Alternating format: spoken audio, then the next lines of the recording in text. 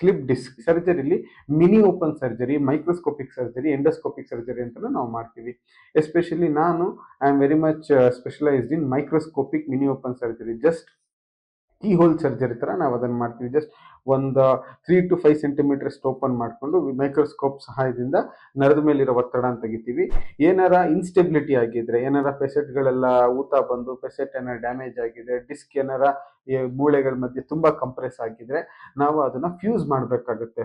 ಅದನ್ನ ನಾವು ಲಂಬಾ ಇಂಟರ್ಬಾಡಿ ಫ್ಯೂಷನ್ ಅಂತ ಹೇಳ್ತೀವಿ. ಅದನ್ನ ನಾವು ಆದಷ್ಟು ನಾವು ಪೋಸ್ಟೀರಿಯರ್ಲಿ ಹಿಂದೆ ಬೆನ್ ಮಧ್ಯ ಓಪನ್ ಮಾಡ್ತೀವಿ. ಅದನ್ನು ಅಷ್ಟೇ ಒಂದು 5 centimeters ಓಪನ್ ಮಾಡ್ಕೊಂತೀವಿ. ಸೊ ಈ ತರ ಎಲ್ಲ ಟ್ರೀಟ್ಮೆಂಟ್ ಮೊಡಾಲಿಟೀಸ್ ಇದೆ. ಸೊ ನಿಮ್ಮಲ್ಲಿ ಯಾರ ಸ್ಲಿಪ್ ಡಿಸ್ಕ್ ಸಮಸ್ಯೆಯಿಂದ ಬಳಲ್ತಾ ಇದ್ರೆ, ಇಲ್ಲ ನಿಮ್ಮ ಹತ್ತಿರದವ್ರು ಯಾರು ಈ ತರ ಸಮಸ್ಯೆಯಿಂದ ಬಳಲ್ತಾ ಇದ್ರೆ, ದಯವಿಟ್ಟು ನನ್ನನ್ನು ಬಂದು ಭೇಟಿ ಮಾಡಿ. ಇದಕ್ಕೆ ನಾವು ಸೂಕ್ತವಾದ ಟ್ರೀಟ್ಮೆಂಟ್ ಒದಗಿಸ್ತೀವಿ. Thank you.